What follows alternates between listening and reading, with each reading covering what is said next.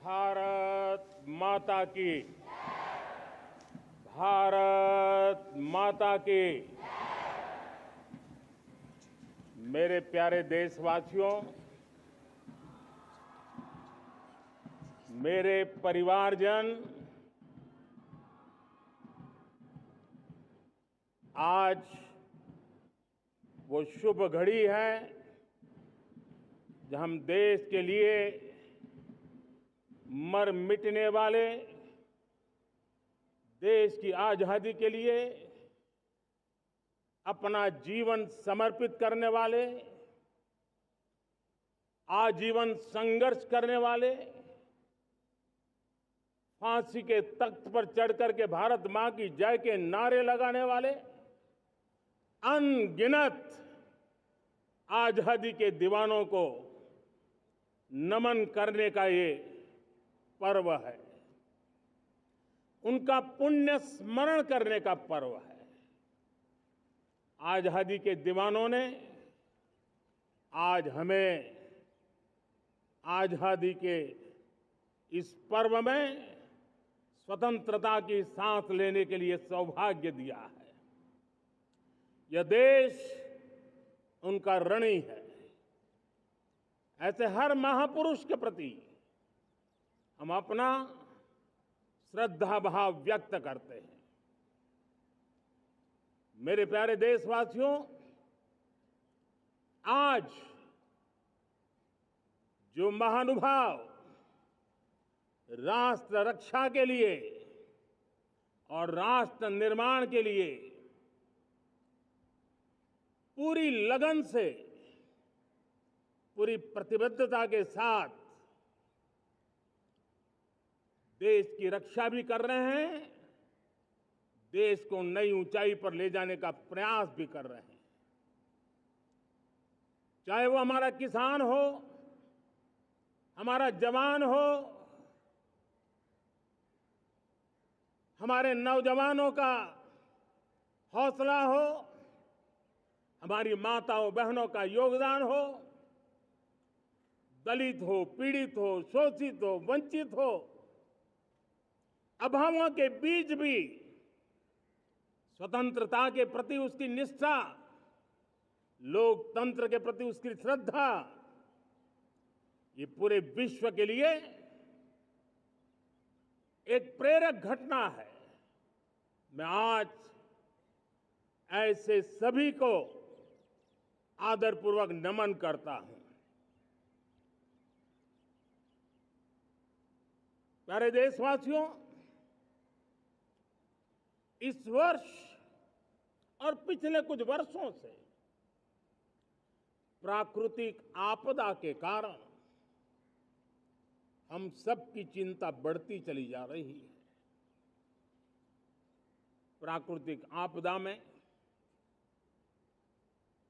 अनेक लोगों ने अपने परिवारजन खोए हैं, संपत्ति खोई है, राष्ट्र ने भी पारावार नुकसान भोगा है। मैं आज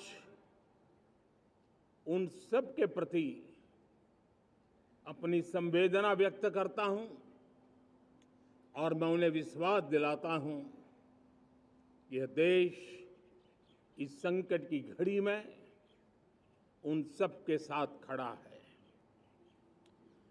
मेरे प्यारे देशवासियों, हम जरा आजादी के पहले के वो दिन याद करें। सैकड़ों साल की गुलामी, हर कालखंड संघर्ष का रहा। युवा हो, बुजुर्ग हो, किसान हो, महिला हो, आदिवासी हो, उन्होंने गुलामी के खिलाफ जंग लड़ते रहे, अविरत जंग लड़ते रहे। इतिहास गवाह है कि 1857 के स्वातंत्र संग्राम जिसको हम याद करते हैं, उसके पूर्व भी हमारे देश के कई आदिवासी क्षेत्र थे जहां आजादी का जंग लड़ा जाता था। साथियों, गुलामी का इतना लंबा कालखंड,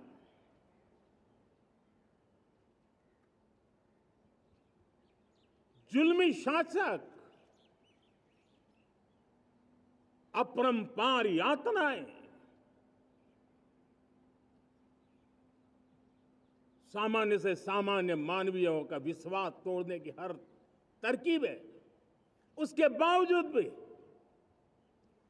उस समय की जनसंख्या के हिसाब से करीब 40 करोड़ देशवासी आजादी के पूर्व 40 करोड़ देशवासियों ने वो जज्बा दिखाया, वो सामर्थ्य दिखाया, वो एक सपना लेकर के चले, एक संकल्प लेकर के चलते रहे, जूझते रहे। एक ही स्वर था, वंदे मातरम। एक ही सपना था, भारत की आजादी का। 40 करोड़ देशवासियों ने, और हमें गर्व है कि हमारी रगों में उन्हीं का खून है। वो हमारे पूर्वज थे। सिर्फ 40 करोड़ लोगों ने दुनिया की महासत्ता को उखाड़ करके फेंक दिया था, गुलामी की जंजीरों को तोड़ दिया था। अगर हमारे पूर्वज, जिनका खून हमारी रगों में है, आज हम तो 140 करोड़ है।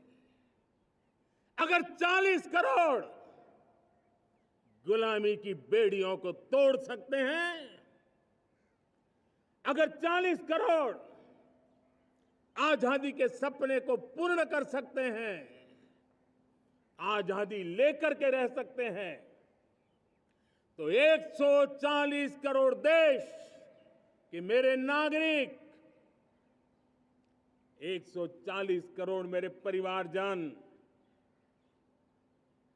अगर संकल्प लेकर के चल पड़ते हैं, एक दिशा निर्धारित करके चल पड़ते हैं, कदम से कदम मिलाकर, कंधे से कंधा मिलाकर अगर चल पड़ते हैं, तो चुनौतियां कितनी भी क्यों ना हो, अभाव की मात्रा कितनी ही तीव्र क्यों ना हो, संसाधनों के लिए जूझने की नौबत हो तो भी हर चुनौती को पार करते हुए हम समृद्ध भारत बना सकते हैं।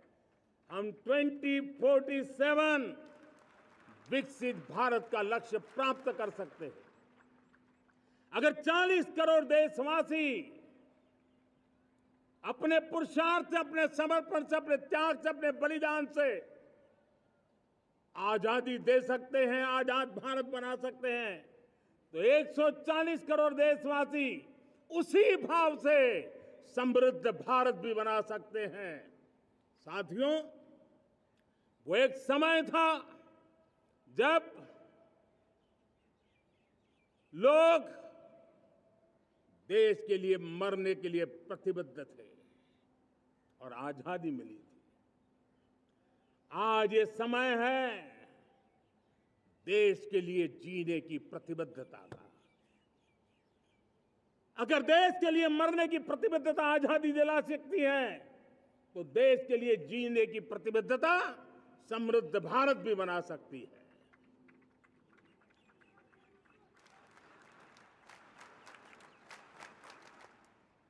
साथियों, विकसित भारत 2047 ये सिर्फ भाषण के शब्द नहीं है। इसके पीछे कठोर परिश्रम चल रहा है। देश के कोटि कोटि जनों के सुझाव लिए जा रहे हैं और हमने देशवासियों से सुझाव मांगे। और मुझे प्रसन्नता है कि मेरे देश के करोड़ों नागरिकों ने विकसित भारत 2047 के लिए अनगिनत सुझाव दिए हैं। हर देशवासी का सपना उसमें प्रतिबिंबित हो रहा है। हर देशवासी का संकल्प उसमें झलकता है।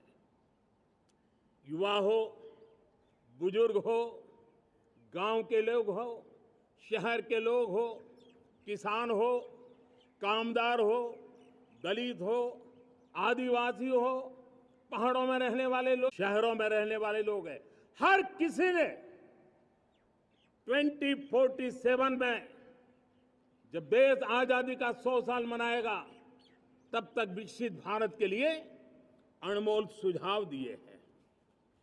और मैं जब इन सुझावों को देखता था मेरा मन प्रसन्न हो रहा था। उन्होंने क्या लिखा? कुछ लोगों ने कहा कि दुनिया का स्किल कैपिटल बनाने का सुझाव हमारे सामने रखा। 2047 विकसित भारत के लिए कुछ लोगों ने भारत को मैन्युफैक्चरिंग का ग्लोबल हब बनाने का सुझाव दिया। कुछ लोगों ने भारत की हमारी यूनिवर्सिटीज ग्लोबल बने इसके लिए सुझाव दिया। कुछ लोगों ने यह भी कहा कि क्या आजादी के इतने सालों के बाद हमारा मीडिया ग्लोबल नहीं होना चाहिए। कुछ लोगों ने यह भी कहा कि हमारा स्किल्ड युवा विश्व की पहली पसंद बनना चाहिए। कुछ लोगों ने सुझाव दिया भारत को जल्द से जल्द जीवन के हर क्षेत्र में आत्मनिर्भर बनना चाहिए। कई लोगों ने सुझाव दिया कि हमारे किसान जो मोटा अनाज पैदा करते हैं, जिसको हम श्री अन्न कहते हैं, उस सुपर फूड को दुनिया के हर डाइनिंग टेबल पर पहुंचाना है। हमें विश्व के पोषण को भी बल देना है और भारत के छोटे किसानों को भी मजबूती देनी है। कई लोगों ने सुझाव दिया कि देश में स्थानीय स्वराज की संस्थाओं से लेकर के अनेक इकाइयां हैं, उन सब में गवर्नेंस के रिफॉर्म की बहुत जरूरत है। कई लोगों ने लिखा कि न्याय के अंदर जो विलंब हो रहा है उसके प्रति चिंता जाहिर की और ये भी कहा कि हमारे देश में न्याय व्यवस्था में रिफॉर्म की बहुत बड़ी जरूरत है। कई लोगों ने लिखा कि कई ग्रीनफील्ड सिटीज बनाने की अब समय की मांग है। किसी ने बढ़ती हुई प्राकृतिक आपदाओं के बीच शासन प्रशासन में कैपेसिटी बिल्डिंग के लिए एक अभियान चलाने का सुझाव दिया। बहुत सारे लोगों ने यह सपना भी देखा है कि अंतरिक्ष में भारत का स्पेस स्टेशन जल्द से जल्द बनना चाहिए। किसी ने कहा भारत की जो पारंपरिक ट्रेडिशनल मेडिसिन है, हमारी औषधि है, दुनिया जब आज होलिस्टिक हेल्थ केयर की तरफ जा रही है तब हमें भारत की पारंपरिक औषधियां और वेलनेस हब के रूप में भारत को विकसित करना चाहिए। कोई कहते हैं कि अब देर नहीं होनी चाहिए, भारत जल्द से जल्द दुनिया की तीसरी सबसे बड़ी इकोनॉमी बनना चाहिए। साथियों, मैं इसलिए पढ़ रहा था कि मेरे देशवासियों ने सुझाव दिए, मेरे देश के सामान्य नागरिक ने ये सुझाव हमें दिए हैं। मैं समझता हूं जब देशवासियों की इतनी विशाल सोच हो, देशवासियों के इतने बड़े सपने हो, देशवासियों की इन बातों में जब संकल्प झलकते हो तब हमारे भीतर एक नया संकल्प दृढ़ बन जाता है, हमारे मन में आत्मविश्वास नई ऊंचाई पर पहुंच जाता है। और साथियों, देशवासियों का ये भरोसा सिर्फ कोई इंटेलेक्चुअल डिबेट नहीं है, ये भरोसा अनुभव से निकला हुआ है। ये विश्वास लंबे कालखंड के परिश्रम की पैदावार है और इसलिए देश का सामान्य मानव याद करता है जब लाल किले से कहा जाता है कि हिंदुस्तान के 18,000 गांवों में समय सीमा में बिजली पहुंचाएंगे और वो काम हो जाता है, तब भरोसा मजबूत हो जाता है। जब ये तय होता है कि आजादी के इतने सालों के बाद भी 2.5 करोड़ परिवार ऐसे हैं जहां बिजली नहीं है, वो अंधेरे में जिंदगी गुजारते हैं, 2.5 करोड़ घरों में बिजली पहुंच जाती है, तब सामान्य मानवीय का भरोसा बढ़ जाता है। जब ब्लारकिर से स्वच्छ भारत की बात कही जाए, तब इस देश के अग्रिम हरोर पंक्ति में बैठे हुए लोग हो, गांव के लोग हो, गरीब बस्ती में रहने वाले लोग हो, छोटे छोटे बच्चे हो, हर परिवार के अंदर स्वच्छता का वातावरण बन जाए, स्वच्छता की चर्चा हो, स्वच्छता के संदर्भ में एक दूसरे को रोक टोकने का निरंतर प्रयास चलता रहे। मैं समझता हूं कि ये भारत के अंदर आई हुई नई चेतना का प्रतिबिंब है। जब देश के सामने लाल किले से कहा जाए कि आज हमारे परिवारों में 3 करोड़ परिवार ऐसे हैं जिनके घर में नल से जल मिलता है, आवश्यक है हमारे इन परिवारों को पीने का शुद्ध पानी पहुंचे। जल जीवन मिशन के तहत इतने कम समय में नए 12 करोड़ परिवारों को जल जीवन मिशन के तहत नल से जल पहुंच रहा है। आज 15 करोड़ परिवार इसके लाभार्थी बन चुके हैं। हमारे कौन लोग वंचित थे इन व्यवस्थाओं से? कौन पीछे रह गए थे? समाज के अग्रिम पंक्ति के लोग इसके लिए अभाव में नहीं जीते थे। मेरे दलित, मेरे पीड़ित, मेरे शोषित, मेरे आदिवासी भाई बहन, मेरे गरीब भाई बहन, मेरे झुग्गी झोपड़ी में जिंदगी गुजारने वाले लोग, वही तो इन चीजों के अभाव में जी रहे थे। हमने अनेक ऐसे प्राथमिक आवश्यकताओं की पूर्ति के लिए जो प्रयास किया और उसका परिणाम हमारे इन सारे समाज के बंधुओं को मिला है। हमने वोकल फॉर लोकल का मंत्र दिया। आज मुझे खुशी है कि वोकल फॉर लोकल ने अर्थतंत्र के लिए एक नया मंत्र बन गया है। हर डिस्ट्रिक्ट अपनी पैदावार के लिए गर्व करने लगा है। 1 डिस्ट्रिक्ट 1 प्रोडक्ट का माहौल बना है। अब 1 डिस्ट्रिक्ट 1 प्रोडक्ट को 1 डिस्ट्रिक्ट का 1 प्रोडक्ट एक्सपोर्ट कैसे हो, उस दिशा में हर जिले सोचने लगे हैं। रिन्यूएबल एनर्जी का संकल्प लिया था। G20 समूह के देशों ने जितना किया है उससे ज्यादा भारत ने किया है। और भारत ने ऊर्जा के क्षेत्र में आत्मनिर्भर बनने के लिए, ग्लोबल वार्मिंग की चिंताओं से मुक्ति पाने के लिए हमने काम किया है। साथियों, देश गर्व करता है आज जब फिनटेक की सफलता को लेकर पूरा विश्व भारत से कुछ सीखना समझना चाहता है, तब हमारा गर्व और बढ़ जाता है। साथियों, हम कैसे भूल सकते हैं कोरोना के वो संकट काल। विश्व में सबसे तेज गति से करोड़ों लोगों को वैक्सीनेशन का काम हमारे इसी देशों में हुआ। यही देश हैं जो कभी आतताई आतंकवादी हमें आकर के मार के चले जाते थे। जब देश की सेना सर्जिकल स्ट्राइक करती है, जब देश की सेना एयर स्ट्राइक करती है, तो देश के नौजवानों का सीना ऊंचा हो जाता है, तन जाता है, गर्व से भर जाता है। और यही बातें हैं जो आज 140 करोड़ देशवासियों का मन गर्व से भरा हुआ है, आत्मविश्वास से भरा हुआ है। साथियों, इन सारी बातों के लिए एक सुविचारित प्रयास हुआ है। रिफॉर्म की परंपरा को सामर्थ्य दिया गया है, नक्कर तरीकों के, नक्कर लक्ष्य को लेकर के। और जब राजनीतिक नेतृत्व की संकल्प शक्ति हो, दृढ़ विश्वास हो, जब सरकारी मशीनरी उसको लागू करने के लिए समर्पण भाव से जुट जाती है, और जब देश के हर नागरिक उस सपने को पूरा करने के लिए, जन भागीदारी करने के लिए, जन आंदोलन बनाने के लिए आगे आता है, तब हमें निश्चित परिणाम मिलता ही रहता है। मेरे प्यारे देशवासियों, हम ये न भूलें कि इस देश उस परिस्थितियों से भी दशकों तक भी आजादी के बाद समय बिताया है, जब होती है, चलती है, अरे यार ये तो चलेगा, अरे हमें क्या मेहनत करने की जरूरत है, अरे मामला है अगली पीढ़ी दिखेगी, अरे हमको मौका मिला है यार, मौज कर लो, आगे वाला आगे का जाने, हमें क्या कर रहा है, हम अपना समय निकाल दें, अरे नया करने जाओगे कोई बवाल उठ जाए। पता नहीं क्यों देश में स्टेटस को का माहौल बन गया था, जो है उसी से गुजारा कर लो, यही का माहौल बन गया था। और लोग तो कहते हैं अरे भाई छोड़ो, अब कुछ होने वाला नहीं है, चलो, ऐसा ही मन मर गया था।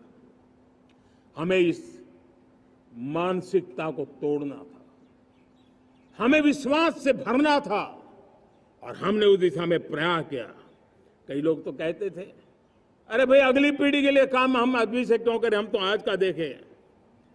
लेकिन देश का सामान्य नागरिक ये नहीं चाहता, वो बदलाव के इंतजार में था, वो बदलाव चाहता था, उसकी ललक थी, लेकिन उसके सपनों को किसी ने तवज्जो नहीं दी, उसकी आशा आकांक्षाओं को अपेक्षाओं को तवज्जो नहीं दी गई, और उसके कारण वो मुसीबतों को झेलते हुए गुजारा करता रहा, वो रिफॉर्म्स का इंतजार करता रहा। हमें जिम्मेदारी दी गई और हमने बड़े रिफॉर्म्स जमीन पर उतारे। गरीब हो, मिडिल क्लास हो, हमारे वंचित लोग हो, हमारी बढ़ती जाती शहरी आबादी हो, हमारे नौजवानों के सपने हो, संकल्प हो, आकांक्षाएं हो, उनके जीवन में बदलाव लाने के लिए रिफॉर्म का मार्ग हमने चुना। और मैं देशवासियों को विश्वास दिलाना चाहता हूं, रिफॉर्म के प्रति हमारी जो प्रतिबद्धता है वो पिंक पेपर के एडिटोरियल के लिए सीमित नहीं है। हमारे रिफॉर्म्स की ये प्रतिबद्धता है, वो 4 दिन की वाहवाही के लिए नहीं है। हमारी रिफॉर्म्स की प्रक्रिया किसी मजबूरी में नहीं है, देश को मजबूती देने के इरादे से है। और इसलिए मैं आज कह सकता हूं, रिफॉर्म का हमारा मार्ग एक प्रकार से ग्रोथ की ब्लूप्रिंट बनी हुई है। ये हमारा रिफॉर्म, ये ग्रोथ, ये बदलाव, ये सिर्फ डिबेट क्लब के लिए, इंटेलेक्चुअल सोसाइटी के लिए, एक्सपर्ट लोगों के लिए सिर्फ चर्चा का विषय नहीं है। साथियों, हमने राजनीतिक मजबूरी के कारण नहीं किया है। हम जो कुछ भी कर रहे हैं वो राजनीति का भागा गुणा करके नहीं सोचते हैं। हमारा एक ही संकल्प होता है, नेशन फर्स्ट, नेशन फर्स्ट, राष्ट्रहित सुप्रीम, ये मेरा भारत महान बने, इसी संकल्प को लेकर के हम कदम उठाते हैं। साथियों, जब रिफॉर्म की बात आती है, एक लंबा परिवेश है। अगर मैं उसकी चर्चा में चला जाऊंगा तो शायद घंटों निकल जाएंगे, लेकिन मैं एक छोटा सा उदाहरण देना चाहता हूं। बैंकिंग क्षेत्र में जो रिफॉर्म हुआ, आप सोचिए बैंकिंग क्षेत्र का क्या हाल था। न विकास होता था, न विस्तार होता था, न विश्वास बढ़ता था। इतना ही नहीं, जिस प्रकार की कारनामे चले उसके कारण हमारे बैंक संकटों से गुजर रहे थे। हमने बैंकिंग सेक्टर को मजबूत बनाने के लिए अनेकविध रिफॉर्म्स किए, और आज उसका कारण हमारी बैंक विश्व में जो इन्हीं गुनी मजबूत बैंक हैं, उसमें भारतीय बैंकों ने अपना स्थान बनाया है। और जब बैंक मजबूत होती है ना, तब फॉर्मल इकोनॉमी की ताकत भी बढ़ती है।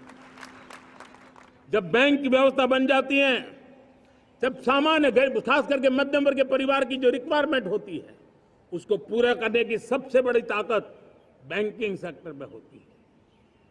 अगर उसको होम लोन चाहिए, उसको व्हीकल का लोन चाहिए, मेरे किसान को ट्रैक्टर के लिए लोन चाहिए, मेरे नौजवानों को स्टार्टअप के लिए लोन चाहिए, मेरे नौजवानों को कभी पढ़ने के लिए, एजुकेशन के लिए लोन चाहिए, किसी को विदेश जाने के लिए लोन चाहिए, ये सारी बातें उसे संभव होती है। मुझे तो खुशी है कि मेरे पशुपालक भी, मेरे मछली पालन करने वाले भाई बहन भी आज बैंकों से लाभ ले रहे हैं। मुझे खुशी है मेरे रेहड़ी पटरी वाले लाखों भाई बहन आज बैंक से साथ जुड़ करके अपनी नई ऊंचाइयों को प्राप्त कर रहे हैं और विकास की दिशा में वो भागीदार बन रहे हैं। हमारे एमएसएमई, हमारे लघु उद्योग के लिए तो बैंक एक सबसे बड़ी सहायक होती है। उसको रोजमर्रा पैसों की जरूरत होती है अपने नित्य मर्जी पर प्रगति के लिए, और उस काम को हमारी मजबूत बैंकों के कारण संभव हुआ है। साथियों, दुर्भाग्य से हमारे देश में आजादी तो मिली, लेकिन लोगों को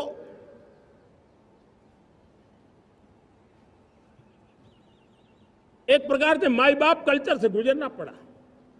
सरकार के पास मांगते रहो, सरकार के पास हाथ फैलाते रहो, किसी की सिफारिश के लिए रास्ते खोजते रहो, वही कल्चर डेवलप हुआ था। आज हमने गवर्नेंस के इस मॉडल को बदला है।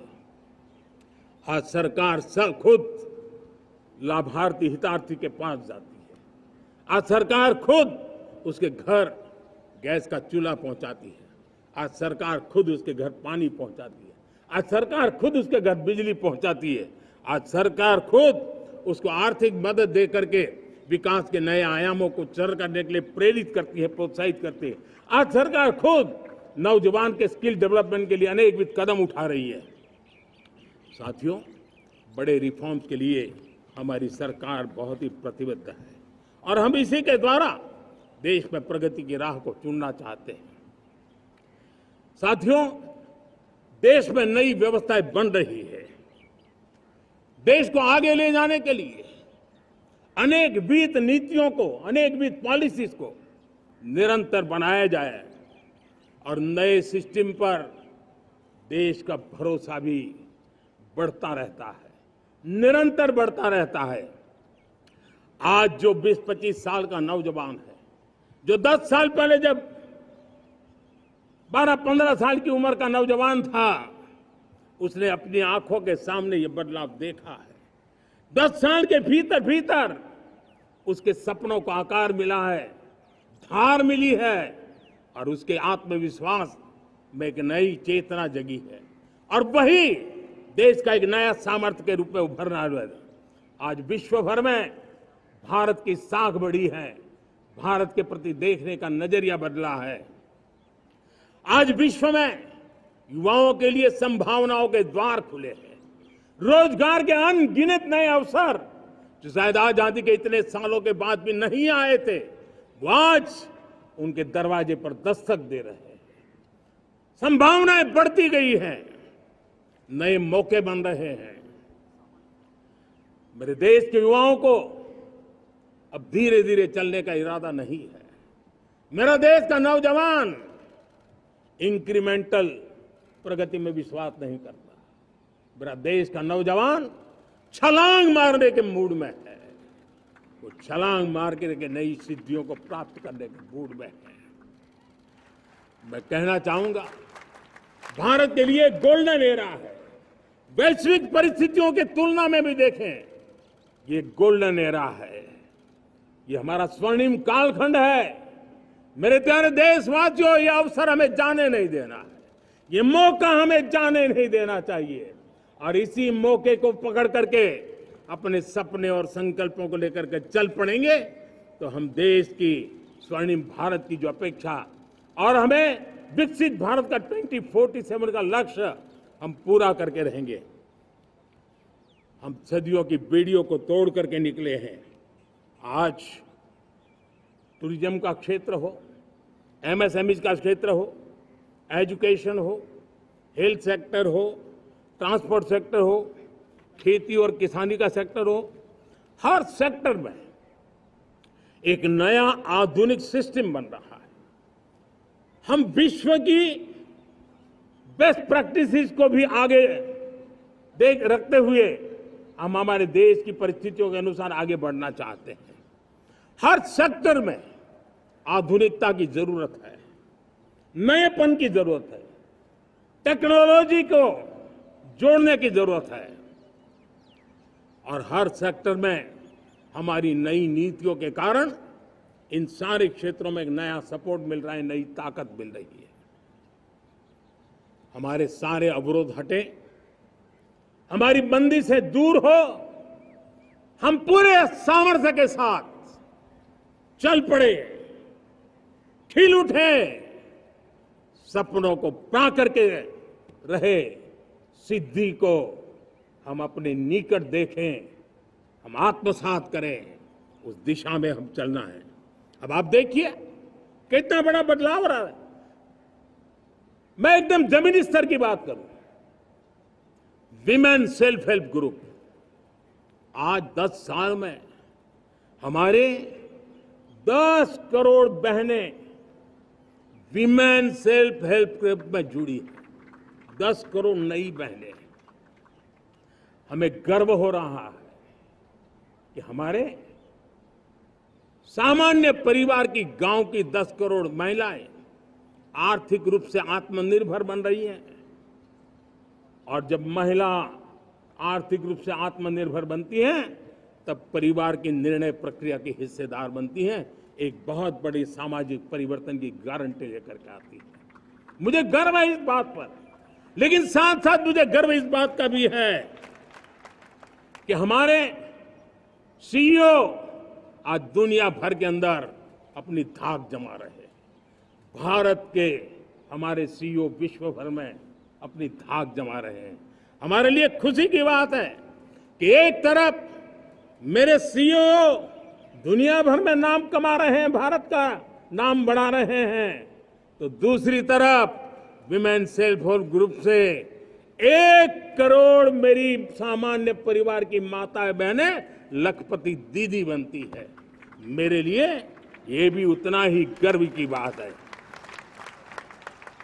अब हमने सेल्फ हेल्प ग्रुप को 10 लाख रुपए से 20 लाख रुपए देने का निर्णय किया है। अब तक 9 लाख करोड़ रुपए बैंकों के माध्यम से हमारे इन विमेन सेल्फ हेल्प ग्रुप को मिले हैं, और जिसकी मदद से वो अपने अनेकविध कामों को बढ़ावा रहे हैं। मेरे साथियों, मेरे नौजवान इस तरफ ध्यान दें। स्पेस सेक्टर एक फ्यूचर है हमारे साथ जुड़ा हुआ, एक महत्वपूर्ण पहलू है। हम उस पर भी बल दे रहे हैं। हमने स्पेस सेक्टर में बहुत रिफॉर्म किए हैं। जिन बंधनों में हमने स्पेस सेक्टर को बांध के रखा था, उसे हमने खोल दिया है। आज सैकड़ों स्टार्टअप्स स्पेस के सेक्टर में आ रहे हैं। वाइब्रेंट बनता जाता हमारा स्पेस सेक्टर भारत को एक शक्तिशाली राष्ट्र बनाने का एक महत्वपूर्ण अंग है, और हम इसको दूर की सोच के साथ मजबूती दे रहे हैं। आज private satellite, private rocket launch हो रहे हैं। ये गर्व की बात है। आज मैं कह सकता हूं, जब नीति सही होती है, नियत सही होती है और पूर्ण समर्पण से राष्ट्र का कल्याण यही मंत्र होता है, तो निश्चित परिणाम हम प्राप्त करके रहते हैं। मेरे प्यारे देशवासियों, आज देश में नए अवसर बने, तब मैं कह सकता हूं 2 चीजें और हुई जिसने विकास को एक गति दी है, विकास को एक नई छलांग दी है। और ये है, पहला है आधुनिक इंफ्रास्ट्रक्चर का निर्माण। हमने इंफ्रास्ट्रक्चर को आधुनिक बनाने की दिशा में बहुत बड़े कदम उठाए हैं। और दूसरी तरफ सामान्य मानवीय के जीवन में जो बाधाएं हैं, ईज ऑफ लिविंग का हमारा जो सपना है, उस पर भी हमने उतना ही बल दिया है। पिछले 1 दशक में अभूतपूर्व इंफ्रास्ट्रक्चर का विकास हुआ है। रेल हो, रोड हो, एयरपोर्ट हो, पोर्ट हो, ब्रॉडबैंड कनेक्टिविटी हो, गांव-गांव नए स्कूल बनाने की बात हो, जंगलों में स्कूल बनाने की बात हो, दूर सुदूर इलाकों में अस्पताल बनाने की बात हो, आरोग्य मंदिर बनाने की बात हो, मेडिकल कॉलेजों का काम हो, आयुष्मान आरोग्य मंदिरों का निर्माण चलता हो, 60,000 से ज्यादा अमृत सरोवर बने हो, 2 लाख पंचायतों तक ऑप्टिकल फाइबर नेटवर्क पहुंचा हो, नहरों का एक बहुत बड़ा जाल बिछाया जा रहा हो, 4 करोड़ पक्के घर बनना, गरीबों को एक नया आश्रय मिलना, 3 करोड़ नए घर बनाने के संकल्प के साथ आगे बढ़ने की हमारी कोशिश हो। हमारा पूर्वी भारत, नॉर्थ ईस्ट, उसका इलाका आज इंफ्रास्ट्रक्चर के लिए जाने जाना लगा है। और हमने ये जो कायाकल्प किया है, उसका सबसे बड़ा लाभ समाज के उन वर्गों तक हम पहुंचे हैं जो ग्रामीण सड़कें वहां बनी है जिनकी तरफ कोई देखता नहीं था, जिस इलाकों को नहीं देखता था, जिन गांवों को नहीं देखता था। दलित हो, पीड़ित हो, शोषित हो, वंचित हो, पिछड़े हो, आदिवासी हो, जंगल में रहने वाले हो, दूर सुदूर पहाड़ों में रहने वाले हो, सीमावर्ती स्थान पर रहने वाले हो, हमने उनकी आवश्यकता की पूर्ति की है। हमारे मछुआरे भाई बहनों की आवश्यकताओं को पूरा करना, हमारे पशुपालकों के जीवन को बदलना, एक प्रकार से सर्वांगीण विकास का प्रयास हमारी नीतियों में रहा, हमारी नीयत में रहा है, हमारे रिफॉर्म में रहा है, हमारे कार्यक्रमों में रहा है, हमारी कार्यशैली में रहा है। और उस सबसे बड़ा लाभ मेरे युवाओं को होता है। उनको नए नए अवसर मिलते हैं, नए नए क्षेत्र में कदम रखने का उसके लिए संभावनाएं बन जाती है, और वही तो सबसे ज्यादा रोजगार दे रहा है। और सबसे ज्यादा रोजगार प्राप्त करने का अवसर इन्हीं समय में उनको मिला है। हमारा जो मध्यम वर्गीय परिवार है, मध्यम वर्गीय परिवार को क्वालिटी ऑफ लाइफ, वो स्वाभाविक उसकी अपेक्षा रहती है। वो देश के लिए बहुत देता है, तो देश का भी दायित्व है कि उसकी जो क्वालिटी ऑफ लाइफ पे जो उसकी अपेक्षाएं हैं, सरकार की कठिनाइयों से मुक्ति की उसकी जो अपेक्षाएं हैं, उसको पूर्ण करने के लिए हम निरंतर प्रयास करते हैं। और मैंने तो सपना देखा है कि 2047 जब विकसित भारत का सपना होगा, तो उसकी एक इकाई ये भी होगी कि सामान्य मानव के जीवन में सरकार की दखलें कम हो, जहां सरकार की जरूरत हो वहां अभाव न हो, और जहां सरकार की बेकारण प्रभाव भी न हो, इस प्रकार की व्यवस्था पर हम प्रतिबद्ध हैं। मेरे प्यारे देशवासियों, हम छोटी छोटी जरूरतों पर भी ध्यान देते हैं, हम छोटी छोटी आवश्यकताओं पर ध्यान देते हैं और उसको लेकर हम चलते हैं। चाहे हमारे गरीब का घर का चूल्हा जलता रहे, गरीब की मां को कभी आंसू पी करके सोना न पड़े, और इसके लिए मुफ्त इलाज की योजना हमारी चल रही है। बिजली, पानी, गैस अब सैचुरेशन के मूड पर है, और जब हम सैचुरेशन की बात करते हैं वो 100% होता है। जब सैचुरेशन होता है तो उसको जातिवाद का रंग नहीं लगता है। जब सैचुरेशन होता है तो उसमें पांथिकता का रंग नहीं लगता है। जब सैचुरेशन का मंत्र होता है तब सच्चे अर्थ में सबका साथ सबका विकास का मंत्र साकार होता है। लोगों के जीवन में सरकार की दखल कम हो, उस दिशा में हमने हजारों कंप्लायंसेस के लिए सरकार सामान्य मानवी पर बोझ डालती थी, उन सारे कंप्लायंसेस को दूर किया। हमने देशवासियों के लिए 1,500 से ज्यादा कानूनों को खत्म कर दिया, ताकि कानूनों की जंजाल के अंदर देशवासियों को फंसना न पड़े। हमने छोटी छोटी गलतियों के कारण ऐसे कानून बने थे उनको जेल में अंदर धकेल दिया जाए। हमने उन छोटे छोटे कारणों से जेल जाने के जो परंपराएं थी, उन सारे कानूनों को नष्ट कर दिया और उसको कानूनों को जेल भेजने के प्रावधान को व्यवस्था से बाहर कर दिया है। आज हमने जो आजादी की विरासत के गर्व की बात हम जो करते हैं, सदियों से हमारे पास जो क्रिमिनल लॉ थे, आज हमने उसको नए क्रिमिनल लॉ, जिसको हमने न्याय संहिता के रूप में, और जिसके मूल में दंड नहीं पर नागरिक को न्याय, इस भाव को हमने प्रबल बनाया है। ईज ऑफ लिविंग बनाने के लिए देशव्यापी मिशन में काम कर हर लेवल पर मैं सरकार के प्रतिनिधियों का आह्वान करता हूं। मैं जनप्रतिनिधि, वो किसी भी दल के क्यों न हो, किसी भी राज्य के क्यों न हो, सबसे आग्रह करता हूं कि हमने एक मिशन मोड में ईज ऑफ लिविंग के लिए कदम उठाने चाहिए।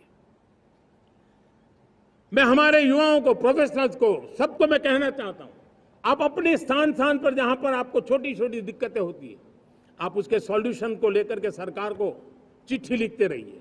सरकार को बताइए कि बिना कारण की कठिनाई आए उसको दूर करने से कोई नुकसान नहीं है। मैं पक्का मानता हूं आज सरकारें संवेदनशील है। हर सरकार, स्थानीय स्वराज्य की संस्था होगी या राज्य सरकार होगी या केंद्र सरकार होगी, उसको तवज्जो देगी।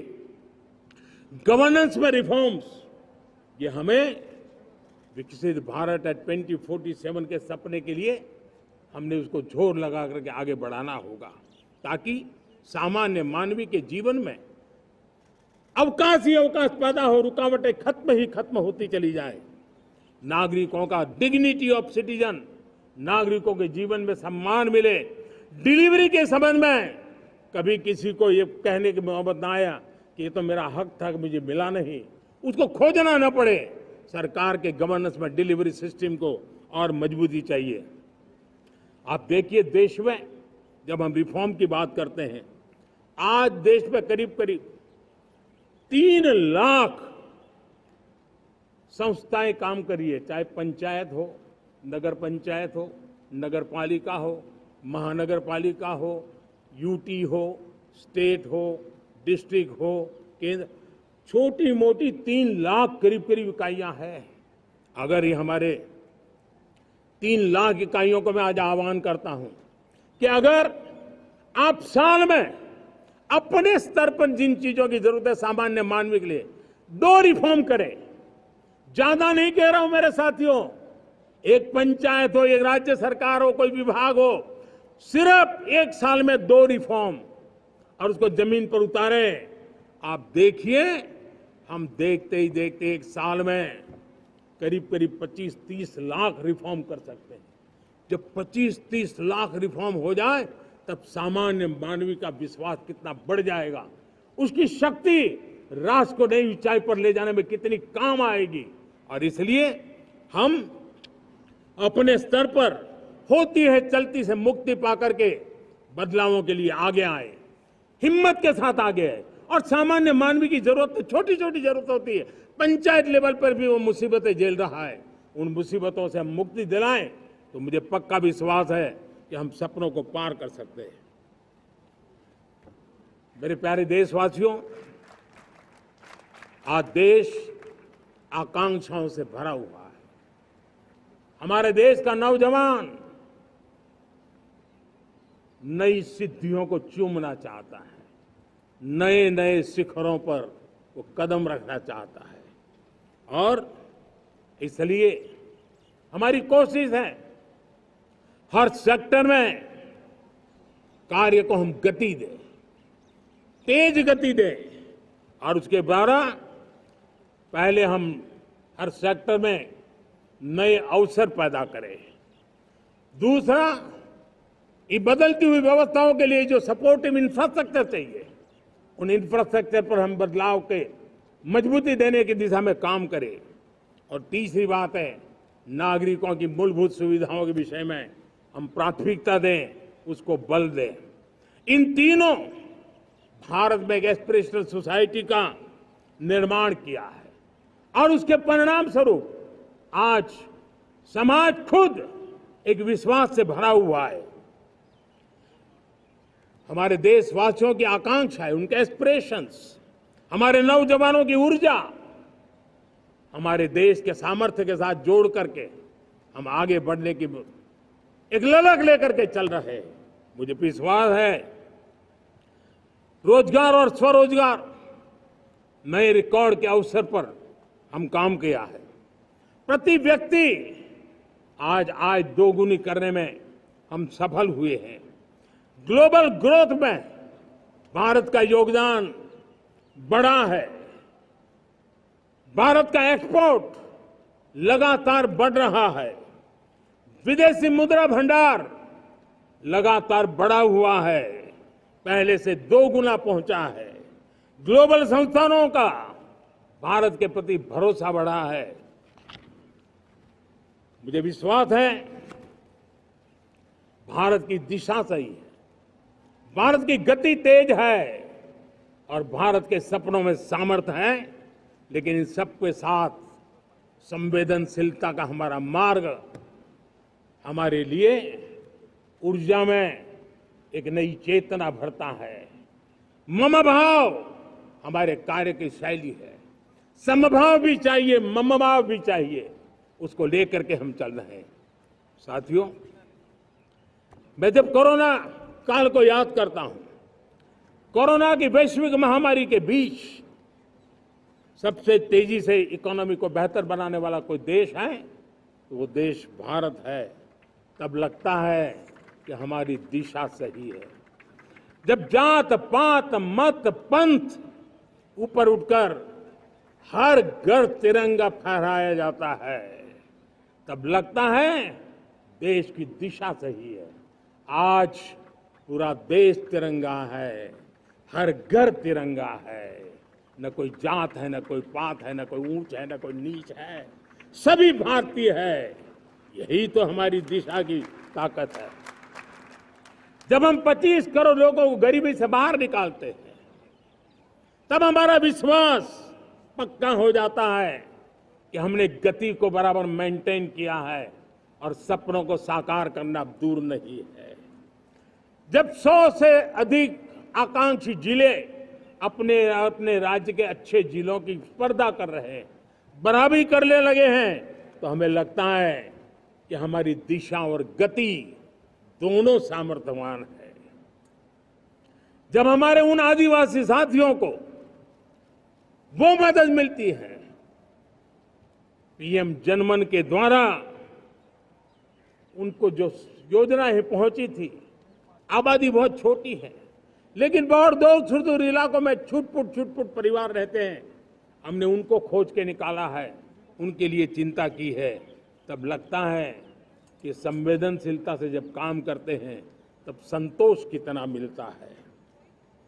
वर्किंग वुमेन के लिए पेड मैटरनिटी लीव 12 हफ्ते से बढ़ा करके 26 हफ्ते कर देते हैं।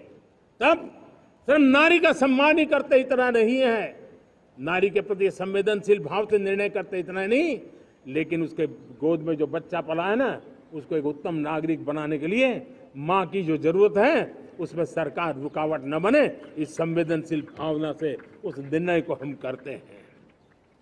जब मेरे दिव्यांग भाई बहन भारतीय साइन लैंग्वेज की बात हो या तो सुगम्य भारत का अभियान हो, उसको लगता है कि अब मेरी भी डिग्निटी है, मेरे प्रति देश के नागरिक सम्मान के भाव से देखता है।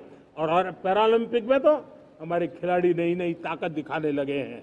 तब लगता है कि ये जो मेरा मम भाव है, हम सबका मम भाव है, उसकी ताकत नजर आती है। हमारे ट्रांसजेंडर समाज के प्रति हम जिस संवेदना के साथ निर्णय बना रहे हैं, हम नए नए कानून बना रहे हैं, उनको सम्मान का जीवन देने के लिए हम प्रयास कर रहे हैं, तब बदलाव की हमारी दिशा सही दिखता है। सेवा भाव से किए गए इन कामों का, जो त्रिविध मार्गों से हम चले हुए, इन कामों का एक सीधा सीधा लाभ आज उसके परिणाम के रूप में हमें नजर आ रहा है। 60 साल बाद लगातार तीसरी बार आपने हमें देश सेवा का मौका दिया है। मेरे 140 करोड़ देशवासी, आपने जो आशीर्वाद दिए हैं, उस आशीर्वाद में मेरे लिए एक ही संदेश है, जन जन की सेवा, हर परिवार की सेवा, हर क्षेत्र की सेवा, और सेवा भाव से समाज की शक्ति को साथ लेकर के विकास की नई ऊंचाइयों पर पहुंचना। 2047 विकसित भारत के सपने को लेकर के चलना, उसी एक संदेश को लेकर मैं आज लाल किले की प्राचीर से हमें आशीर्वाद देने के लिए मैं कोटि कोटि देशवासियों का सर झुका करके आभार व्यक्त करता हूं। मैं उनके प्रति नतमस्तक होता हूं और मैं उनको विश्वास दिलाता हूं कि हमें नई ऊंचाइयों को नए जोश के साथ आगे बढ़ना है। हमें सिर्फ जो हो गया है वो संतोष मान करके बैठने वाले हम लोग नहीं हैं, वो हमारे संस्कार में नहीं है। हम कुछ और करने के लिए, कुछ और आगे बढ़ने के लिए और कुछ और नई ऊंचाइयों को पार करने के लिए हम आगे बढ़ना चाहते हैं। विकास को, समृद्धि को, सपनों को साकार करने को, संकल्प को लिए जीवन खपाने को हम अपना स्वभाव बनाना चाहते हैं, देशवासियों का स्वभाव बनाना चाहते हैं। मेरे प्यारे देशवासियों, आज नई शिक्षा नीति बहुतेक मात्रा में कई राज्यों ने उसको अच्छा इनिशिएटिव लिए है और उसके कारण आज एक 21वीं सदी के अनुरूप हमारी शिक्षा व्यवस्था को जो हम बल देना चाहते हैं और विकसित भारत के सपने के लिए जिस प्रकार से मानव समूह तैयार करना चाहते हैं, नई शिक्षा नीति बहुत बड़ी भूमिका अदा। मैं नहीं चाहता हूं कि मेरे देश के नौजवानों को अब विदेशों में पढ़ने के लिए मजबूर होना पड़े। मध्यम वर्गीय परिवार के लाखों करोड़ों रुपया बच्चों को विदेश पढ़ने के लिए भेजने में खर्च हो जाए। हम यहाँ ऐसी शिक्षा व्यवस्था का विकसित करना चाहते हैं कि मेरे देश के नौजवानों को विदेश जाना न पड़े, मेरे मध्यम वर्गीय परिवारों को लाखों करोड़ रुपया खर्च करना न पड़े। इतना ही नहीं, ऐसे संस्थान निर्माण हो ताकि विदेशों से लोग भारत के अंदर उनका मुंह मोड़े। अभी अभी हमने बिहार का हमारा गौरवप्रद इतिहास रहा है, नालंदा यूनिवर्सिटी का पुनर्निर्माण किया है। फिर से एक बार नालंदा यूनिवर्सिटी काम करना शुरू कर दिया है। लेकिन हमें शिक्षा के क्षेत्र में फिर से एक बार सदियों पुराने उस नालंदा स्पिरिट को जगाना होगा, उस नालंदा स्पिरिट को जीना होगा, उस नालंदा स्पिरिट को लेकर के बड़े विश्वास के साथ विश्व की ज्ञान की परंपराओं को नई चेतना देने का काम हमें करना होगा। मुझे पक्का विश्वास है कि नई शिक्षा नीति ने मातृभाषा पर बल दिया है। मैं राज्य सरकारों से कहूंगा, मैं देश की सभी संस्थानों से कहूंगा कि भाषा के कारण हमारे देश की टैलेंट को रुकावट नहीं आनी चाहिए, भाषा अवरुद्ध नहीं होनी चाहिए। मातृभाषा का सामर्थ्य हमारे देश के छोटे छोटे गरीब से गरीब मां के बेटे को भी सपने पूरा करने का ताकत देता है। और इसलिए हमने हमारी मातृभाषा में पढ़ाई, जीवन में मातृभाषा का स्थान, परिवार में मातृभाषा का स्थान, उसकी ओर हमें बल देना होगा। मेरे प्यारे देशवासियों, जिस प्रकार से आज विश्व का बदलाव नजर आ रहा है और तब जाकर के स्किल का महत्व बहुत बढ़ गया है और हम स्किल को और नई एक ताकत देना चाहते हैं। हम इंडस्ट्री 4.0 को ध्यान में रख करके हम स्किल डेवलपमेंट चाहते हैं।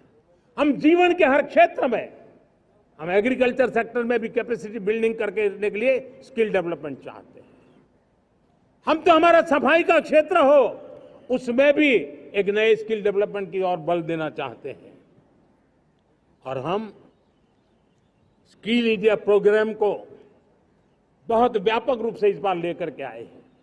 बजट में भी इसका बहुत बड़ा, इस बजट में इंटर्नशिप को भी हमने बल दिया है ताकि हमारे नौजवानों को एक एक्सपीरियंस मिले, उनकी कैपेसिटी बिल्डिंग हो और बाजार में उनका ताकत दिखाई दे। उस प्रकार से मैं स्किल युवाओं को तैयार करना चाहता हूं। और इसलिए कई बार, और दोस्तों, आज विश्व की परिस्थिति को देखते हुए मैं साफ साफ देख रहा हूं कि भारत का स्किल्ड मैन पावर जो है, हमारा स्किलफुल जो नौजवान है, वो ग्लोबल जॉब मार्केट में अपनी दमक बनाए। हम उस सपने को लेकर के आगे चल रहे हैं। साथियों, विश्व जिस तेजी से बदल रहा है, जीवन के हर क्षेत्र में साइंस और टेक्नोलॉजी का महत्व बढ़ता चला जाने वाला है। हमें साइंस को बहुत बढ़ देने की आवश्यकता है। और मैंने देखा चंद्रयान की सफलता के बाद हमारे स्कूल कॉलेज के अंदर साइंस और टेक्नोलॉजी के प्रति एक नई रुचि का वातावरण बना है, नई दिलचस्पी बढ़ी है। तब हमारे शिक्षा संस्थानों ने ये जो मनोभाव बना है, उसको नर्चर करने के लिए आगे आना होगा। भारत सरकार ने भी रिसर्च के लिए सपोर्ट बढ़ा दिया है। हमने ज्यादा से ज्यादा चेयर स्थापित किए हैं। हमने नेशनल रिसर्च फाउंडेशन बना करके हमने उसको एक कानूनी परिवेश में ला करके स्थायी रूप से एक व्यवस्था विकसित की है ताकि रिसर्च को लेकर के निरंतर बल मिले और ये रिसर्च फाउंडेशन उस काम को करे। मेरे बड़े गर्व की बात है कि बजट में हमने 1 लाख करोड़ रुपया रिसर्च और इनोवेशन के लिए हमने देने का निर्णय किया है ताकि हमारे देश के नौजवान के पास जो आइडियाज है, उस आइडियाज को हम जमीन पर उतार पाए। साथियों, आज भी हमारे देश में मेडिकल एजुकेशन के लिए हमारे बच्चे बाहर जा रहे हैं। वैसा कहा मैंने, वो ज्यादातर मध्यम वर्गीय परिवार के, उनके लाखों करोड़ों रुपए खर्च हो जाते हैं। और तब जाकर के हमने पिछले 10 साल में मेडिकल सीटों को करीब करीब 1 लाख कर दिया। आज मैं करीब करीब 25,000 युवा हर साल विदेश में मेडिकल एजुकेशन के लिए जाते हैं, और ऐसे ऐसे देश में जाना पड़ रहा है, कभी कभी तो मैं सुनता हूं तो हैरान हो जाता हूं। और इसलिए हमने तय किया है कि अगले 5 साल में मेडिकल लाइन में 75,000 नई सीटें बनाई जाएगी। मेरे प्यारे देशवासियों, विकसित भारत 2047 वो स्वस्थ भारत भी होना चाहिए, और जब स्वस्थ भारत हो तो आज जो बच्चे हैं उनके पोषण पर आज से ही ध्यान देने की जरूरत है। और इसलिए हमने विकसित भारत की जो पहली पीढ़ी है उनकी तरफ विशेष ध्यान दे करके हमने पोषण का एक अभियान चला है। हमने राष्ट्रीय पोषण मिशन शुरू किया है, पोषण को हमने प्राथमिकता दी है। मेरे प्यारे देशवासियों, हमारी कृषि व्यवस्था को ट्रांसफॉर्म करना बहुत जरूरी है, समय की मांग है। हम सदियों से जिस परंपरा में दबे हुए हैं, जकड़े हुए हैं, उससे मुक्ति पानी होगी, और हमारे किसानों को उसके लिए हम मदद भी दे रहे हैं। हम उसको ट्रांसफॉर्म करने की दिशा में लगातार काम करते आए हैं। आज आसान ऋण दे रहे हैं किसानों को, टेक्नोलॉजी की मदद दे रहे हैं। किसान जो पैदावार करता है उसको वैल्यू एडिशन के लिए हम काम कर रहे हैं, उसके लिए मार्केटिंग के लिए पूरा प्रबंध करते हैं, ताकि उसको एंड टू एंड हर जगह पे हैंड होल्डिंग की व्यवस्था हो, उस दिशा में हम काम कर रहे हैं। आज जब धरती माता के प्रति सारा विश्व चिंतित है, जिस प्रकार से उर्वरक के कारण हमारी धरती माता की शहद दिनों दिन बिगड़ता जा रही है, हमारी धरती माता की उत्पादकता क्षमता खत्म होती चली जा रही है, कम होती चली जा रही है, और उस समय मैं मेरे देश के लाखों किसानों का आभार व्यक्त करना चाहता हूं, जिन्होंने प्राकृतिक खेती का रास्ता चुना है और हमारी धरती माता की सेवा करने का भी उन्होंने बीड़ा उठाया है। और इस बार बजट में भी हमने प्राकृतिक खेती को बल देने के लिए बहुत बड़ी योजनाओं के साथ बहुत बड़ा बजट में प्रावधान किया है। मेरे प्यारे देशवासियों, आज दुनिया की स्थिति में देखता हूं, पूरा विश्व होलिस्टिक हेल्थ केयर की तरफ मुड़ रहा है, और तब उनको ऑर्गेनिक फूड ये उनकी प्रथम पसंद बनी है। आज विश्व के लिए ऑर्गेनिक फूड का अगर कोई फूड बास्केट बन सकता है तो मेरे देश का किसान बना सकता है, मेरा देश बन सकता है। और इसलिए हम आने वाले दिनों में उस सपने को लेकर के आगे चलना चाहते हैं, ताकि ऑर्गेनिक फूड की जो विश्व की मांग है, उस ऑर्गेनिक फूड का बास्केट हमारा देश कैसे बने, किसानों का जीवन आसान बने, गांव में टॉप क्लास इंटरनेट कनेक्टिविटी मिले, किसानों को स्वास्थ्य सुविधाएं मिले, किसान के बच्चों को पढ़ने के लिए स्मार्ट स्कूल अवेलेबल हो, किसान के बच्चों को रोजगार उपलब्ध हो। छोटे छोटे खेती के टुकड़ों पर पूरा परिवार आज जीना बड़ा मुश्किल हो रहा है, तब उनके नौजवानों के लिए वो स्किल मिले, ताकि उनके नए रोजगार मिले, नए आय के साधन बने। इसका एक कॉम्प्रिहेंसिव प्रयास हम कर रहे हैं। बीते वर्षों में वुमेन लेड डेवलपमेंट मॉडल पर हमने काम किया है। इनोवेशन हो, एम्प्लॉयमेंट हो, एंटरप्रेन्योरशिप हो, हर सेक्टर में महिलाओं के कदम बढ़ते जा रहे हैं। महिलाएं सिर्फ भागीदारी बढ़ा रही है ऐसा नहीं, महिलाएं नेतृत्व दे रही है। आज अनेक क्षेत्रों में, आज हमारे रक्षा क्षेत्र में देखिए, हमारा एयरफोर्स हो, हमारी आर्मी हो, हमारी नेवी हो, हमारा स्पेस सेक्टर हो, आज हमारी महिलाओं का हम दमखम देख रहे हैं देश के लिए। लेकिन दूसरी तरफ कुछ चिंता की बातें भी आती हैं, और मैं आज लाल किले से फिर बार एक अपनी पीड़ा व्यक्त करना चाहता हूं। एक समाज के नाते हमें गंभीरता से सोचना होगा कि हमारी माताओं, बहनों, बेटियों के प्रति जो अत्याचार हो रहे हैं, उसके प्रति देश का आक्रोश है, जन सामान्य का आक्रोश है। इस आक्रोश को मैं महसूस कर रहा हूं। इसको देश को, समाज को, हमारी राज्य सरकारों को गंभीरता से लेना होगा। महिलाओं के विरुद्ध अपराधों की जल्द से जल्द जांच हो,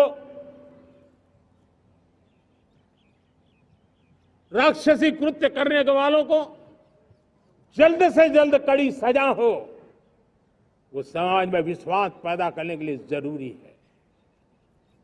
मैं ये भी बताना चाहूंगा कि जब बलात्कार की या महिलाओं पर अत्याचार की घटनाएं घटती हैं तो उसकी बहुत चर्चा होती है, बहुत प्रचार होता है, मीडिया में छाया रहता है। लेकिन जब ऐसे राक्षसी मनोवृत्ति व्यक्ति को सजा होती है तो वो खबरों में कहीं नजर नहीं आती है, कोने में कहीं पड़ा रहता है। अब समय की मांग है कि जिनको सजा होती है उसकी व्यापक चर्चा हो, ताकि ऐसा पाप करने वालों को भी डर पैदा हो कि ये पाप करने की हालत ये होती है कि फांसी पर लटकना पड़ता है। और मुझे लगता है कि ये डर पैदा करना बहुत जरूरी है। मेरे प्यारे देशवासियों, हमारे देश में ऐसी एक आदत बन गई थी स्वभाव से, हम देश को कम आंकना, देश के प्रति गौरव के भाव का अभाव होना, ये पता नहीं क्यों हमारे जहन में घुस गया था। और हम तो कभी कभी तो लेट आए तो कहते थे इंडियन टाइम, शर्म के साथ हम बोल देते थे। देश को इन चीजों से हमने बाहर लाने में सफलता पाई है। किसी जमाने में कहा जाता था अरे खिलौने भी बाहर से आते थे, वो दिन देखे हमने। आज मैं गर्व से कह सकता हूं कि मेरे देश के खिलौने दुनिया के बाजार में अपनी धमक लेकर के पहुंच रहे हैं। खिलौने हमारे एक्सपोर्ट होने शुरू हुए। तो एक जमाना था हम मोबाइल फोन इंपोर्ट करते थे, आज मोबाइल फोन का मैन्युफैक्चरिंग का इकोसिस्टम बना है, एक बहुत बड़ा हब बना है, और आज हम मोबाइल फोन दुनिया में एक्सपोर्ट करने लगे हैं। ये भारत की ताकत है। साथियों, भविष्य के साथ सेमीकंडक्टर जुड़ा हुआ है, आधुनिक टेक्नोलॉजी जुड़ी है, एआई जुड़ा हुआ है। हमने सेमीकंडक्टर मिशन पर काम शुरू किया है। हर उपकरण में मेड इन इंडिया चिप क्यों न हो, क्यों ये सपना मेरे देश का नौजवान देखे। टैलेंट यहाँ है, सारे इस प्रकार के रिसर्च काम हिंदुस्तान में होते हैं, तो अब प्रोडक्शन भी हिंदुस्तान में होगा, सेमीकंडक्टर का काम भी हिंदुस्तान में होगा, और हम एंड टू एंड सॉल्यूशन दुनिया को देने की ताकत रखते हैं, और हम उसको साथियों, एक जमाना हमने देखा है 2G के लिए हम कैसा संघर्ष करते थे।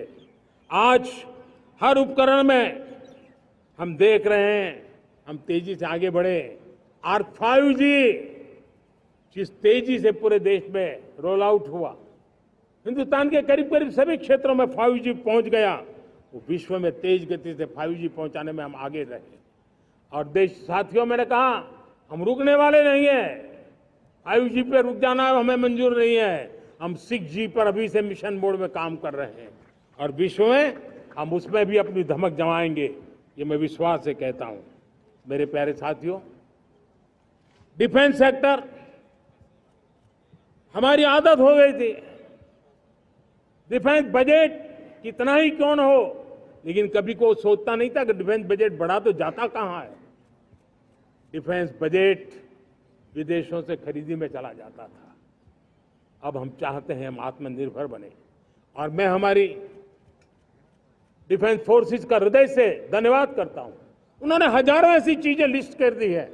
उन्होंने तय किया है कि हम विदेश से नहीं लाएंगे। राष्ट्र के लिए जीना क्या कहते हैं, ये हमारे सेना के जवानों ने दिखाया है, और उसके कारण डिफेंस के सेक्टर में हम आत्मनिर्भर होते चले जा रहे हैं।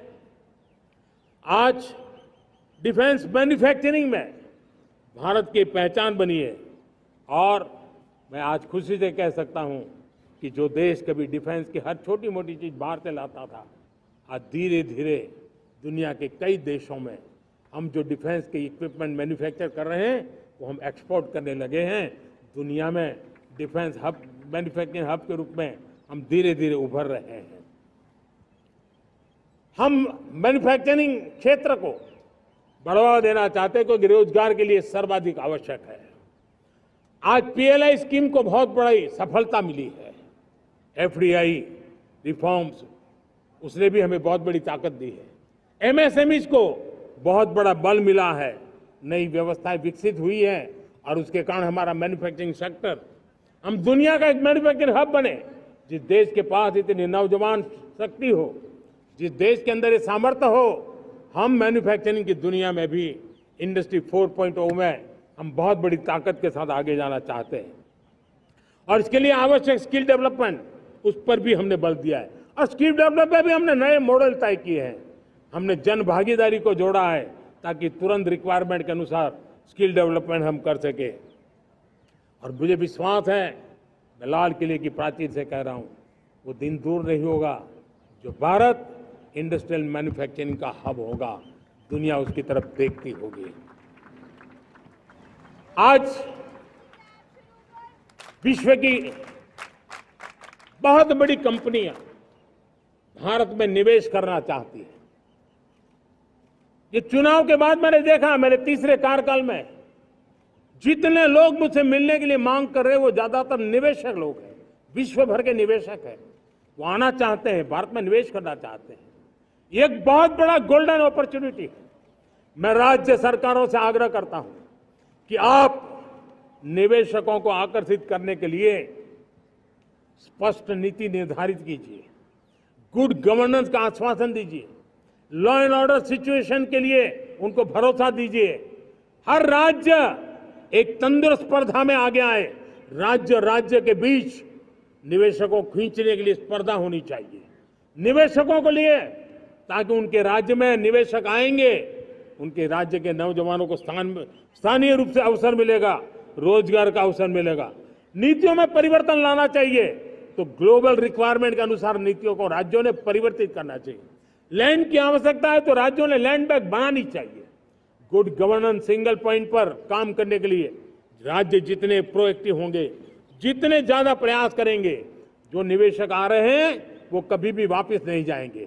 सिर्फ भारत सरकार से काम ये होता नहीं है, राज्य सरकारों की बहुत बड़ी आवश्यकता होती है, क्योंकि जो भी प्रोजेक्ट लगने वाला है उस राज्य में लगने वाला है, उसको हर राज्य के साथ रोजमर्रा का काम पड़ता है।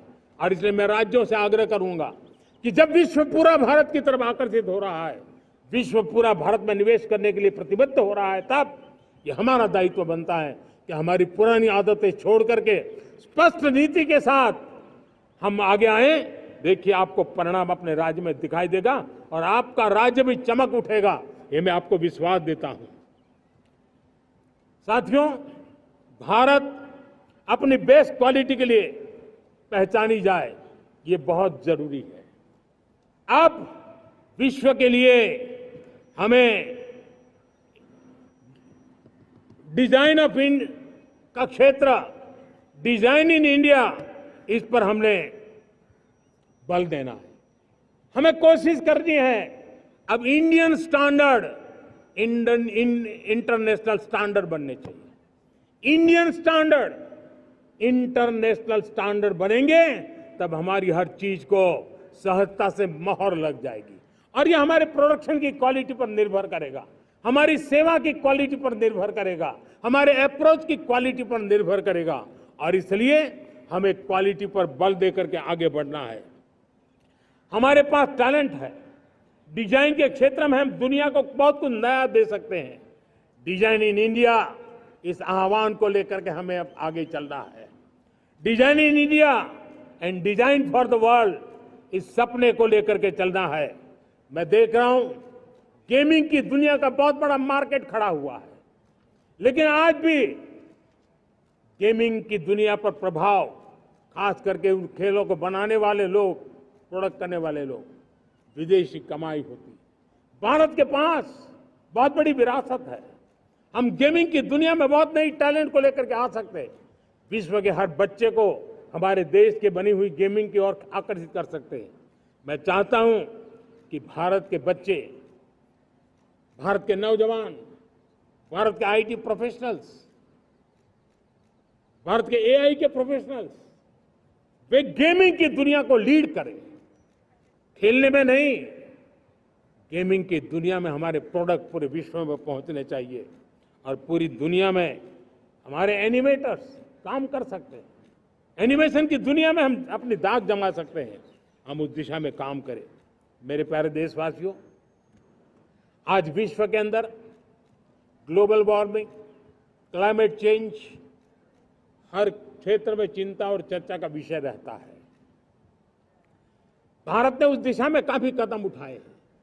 हम विश्व को आश्वस्त करते रहे हैं और शब्दों से नहीं, अपने कार्यों से, प्राप्त परिणामों से हमने विश्व को आश्वस्त भी किया है और विश्व को आश्चर्यचकित भी किया है। हम ही हैं जिन्होंने सिंगल यूज प्लास्टिक पर प्रतिबंध लगाया है। हमने रिन्यूएबल एनर्जी पर विस्तार किया है। हमने रिन्यूएबल एनर्जी को एक नई ताकत दी है। आने वाले कुछ वर्षों में हम नेट जीरो फ्यूचर की ओर आगे बढ़ रहे हैं। मुझे याद है पेरिस अकॉर्ड में जिन देशों ने अपने लक्ष्य निर्धारित किए थे, आज मैं लाल किले की प्राचीर से मेरे देशवासियों की ताकत दुनिया को बताना चाहता हूं। G20 देश के समूह जो नहीं कर पाए, वो मेरे देश के नागरिकों ने करके दिखाया है। मेरे देशवासियों ने करके दिखाया है। हिंदुस्तान ने करके दिखाया है। पेरिस अकॉर्ड के अंदर जो टारगेट हमने तय किए थे, उन टारगेट को समय से पहले पूरा करने वाला G20 देशों के समूह में अगर कोई है तो एकमात्र मेरा हिंदुस्तान है, एकमात्र मेरा भारत है। और इसलिए गर्व होता है साथियों। रिन्यूएबल एनर्जी के टारगेट हमने पूरे, हम 2030 तक रिन्यूएबल एनर्जी को 500 गीगावाट तक ले जाने के लिए मकसद से काम कर। आप कल्पना कर सकते हैं कि कितना बड़ा लक्ष्य है। दुनिया के लोग सिर्फ 500 गीगावाट शब्द सुनते हैं ना, तो मेरी तरफ ऐसे ऐसे देखते हैं। लेकिन आज मैं विश्वास से कह रहा हूं देशवासियों को कि इस लक्ष्य को भी हम पूरा करके रहेंगे और ये मानव जाति की भी सेवा करेगा, हमारे भविष्य की भी सेवा करेगा, हमारे बच्चों के उज्जवल भविष्य की गारंटी बनेगा। हमने 2030 तक हमारी रेलवे को नेट जीरो एमिशन का लक्ष्य लेकर के हम चल रहे हैं। साथियों, पीएम सूर्य घर मुफ्त बिजली योजना उसको एक नई ताकत देने वाली है और ये बदलाव का फल मेरे देश के सामान्य परिवार को मिला, विशेष करके मेरे मध्यम वर्ग को मिलेगा जब उसका बिजली का बिल मुक्त हो जाएगा। इलेक्ट्रिक व्हीकल, उसकी मांग बढ़ती जा रही है। जब पीएम सूर्य घर योजना से वो बिजली उत्पादन करता है सूर्य से, तो उसका व्हीकल का प्रवास का खर्चा भी वो कम कर सकता है। साथियों, हम ग्रीन हाइड्रोजन मिशन लेकर के एक ग्लोबल हब बनना चाहते हैं। बहुत तेजी से नीतियां बनाई गई है, बहुत तेजी से उसका इम्प्लीमेंटेशन का काम हो रहा है और भारत ग्रीन हाइड्रोजन एक न्यू एनर्जी की दिशा में हम जाना चाहते हैं। और ये सारे जो प्रयास चल रहे हैं, क्लाइमेट की चिंता तो है ही है, ग्लोबल वार्मिंग की चिंता है, लेकिन इसके अंदर ग्रीन जॉब्स की बहुत बड़ी संभावना है और इसलिए आने वाले कालखंड में ग्रीन जॉब्स का महत्व बढ़ता है। तो उसको सबसे पहले कैप्चर करने के लिए, मेरे देश के नौजवानों को अवसर देने के लिए और ग्रीन जॉब्स के लिए एक बहुत बड़ा क्षेत्र को बढ़ावा दे रहे हैं। मेरे प्यारे देशवासियों, आज हमारे साथ इस तिरंगे झंडे के नीचे वो नौजवान बैठे हैं जिन्होंने ओलंपिक की दुनिया में भारत का परचम लहराया। मैं मेरे देश के सभी एथलीट्स को, मेरे देश के सभी खिलाड़ियों को 140 करोड़ देशवासियों की तरफ से बधाई देता हूं और हम नए सपने, नए संकल्प, अत्यंतिक पुरुषार्थ के साथ नए लक्ष्यों को हासिल करने के लिए आगे बढ़ेंगे। ऐसा मैं विश्वास के साथ उनको शुभकामनाएं भी देता हूं। आने वाले कुछ दिनों में भारत के एक बहुत बड़ा दस्ता पैरालंपिक के लिए पेरिस जाने के लिए रवाना होगा। मैं मेरे सभी पैरालंपिक खिलाड़ियों को भी हृदय से बहुत बहुत शुभकामनाएं देता हूं। साथियों, भारत ने G20 को ऑर्गेनाइज किया, हिंदुस्तान के अनेक शहरों में ऑर्गेनाइज किया। 200 से ज्यादा इवेंट किए। पूरे विश्व में G20 का इतना बड़ा व्याप, इतना बड़ा कार्यक्रम कभी नहीं हुआ, इस बार हुआ। इसने एक बात सिद्ध कर दी है कि भारत में बड़े से बड़े काम, कार्यक्रम ऑर्गेनाइज करने की ताकत है। भारत को किसी को भी हॉस्पिटैलिटी का सामर्थ्य भारत में सबसे ज्यादा है। अगर ये सिद्ध हो चुका है तो साथियों, हिंदुस्तान का सपना है कि 2036 में जो ओलंपिक होगा वो मेरे हिंदुस्तान की धरती पर हो। इसके लिए हम तैयारी कर रहे हैं, उसके लिए हम आगे बढ़ें। साथियों, समाज के आखिरी तबके के जो लोग हैं, ये हमारा सामाजिक दायित्व है। अगर कोई पीछे रह जाते हैं तो हमारी आगे बढ़ने की गति कम कर देता है, और इसलिए हम आगे बढ़ना चाहते हैं तो भी सफलता तब मिलती है पीछे वाले को भी साथ साथ आगे ले आए।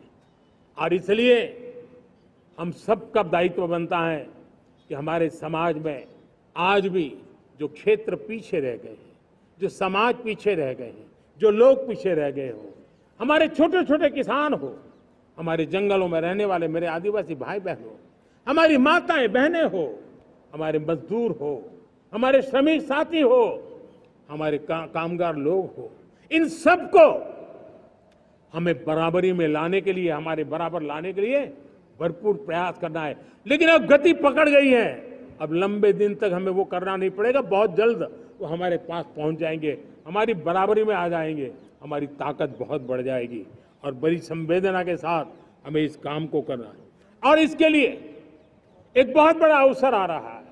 मैं मानता हूं संवेदनशीलता की दृष्टि से इससे बड़ा अवसर क्या हो सकता है। हमें पता है 1857 के स्वतंत्रता संग्राम के पहले भी अंग्रेजों के नाक को दम करने वाला हमारा देश का एक आदिवासी युवक था। 20-22 साल की उम्र में उसने अंग्रेजों के नाक को दम ला दिया था, जिसको आज भगवान बिरसा मुंडा के रूप में लोग पूजा करते हैं। भगवान बिरसा मुंडा की 150वीं जयंती आ रही है। ये हम सबके लिए प्रेरणा का कारण बने। समाज के प्रति छोटा सा छोटा व्यक्ति भी देश के लिए कैसी जज्बात रखता है, उससे बड़ी प्रेरणा भगवान बिरसा मुंडा से अधिक कौन हो सकता है। आइए हम भगवान बिरसा मुंडा की 150वीं जयंती जब मनाएं, संवेदनशीलता का हमारा व्याप बढ़े, समाज के प्रति हमारा ममभाव बने। हम समाज के हर व्यक्ति को, गरीबों को, दलित को, पिछड़ों को, आदिवासियों को, हर एक को हम अपने साथ लेकर के चले। इस संकल्प को लेकर के चलना है। मेरे प्यारे देशवासियों, हम संकल्प के साथ तो बढ़ तो रहे हैं, बहुत आगे बढ़ रहे हैं, लेकिन ये भी सच है कि कुछ लोग होते हैं जो प्रगति देख नहीं सकते।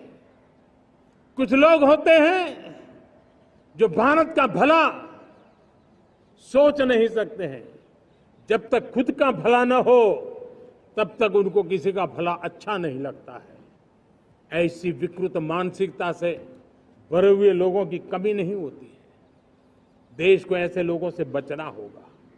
वे निराशा की गर्त में डूबे हुए लोग हैं। ऐसे मुट्ठी भर निराशा की गर्त में डूबे हुए लोग,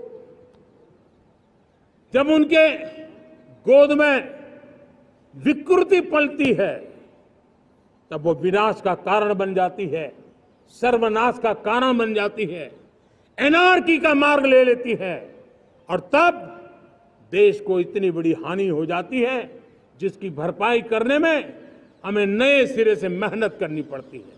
इसलिए ऐसे जो छुटपुट निराशावादी तत्व होते हैं, वो सिर्फ निराशा इतना नहीं है, उनकी गोद में विकृति पल रही है। ये विकृति विनाश के, सर्वनाश के सपने देख रही है, ताने बाने जोड़ने की प्रयासों में लगी हुई है। देश को इसे समझना होगा। लेकिन मैं देशवासियों को कहना चाहता हूं कि हम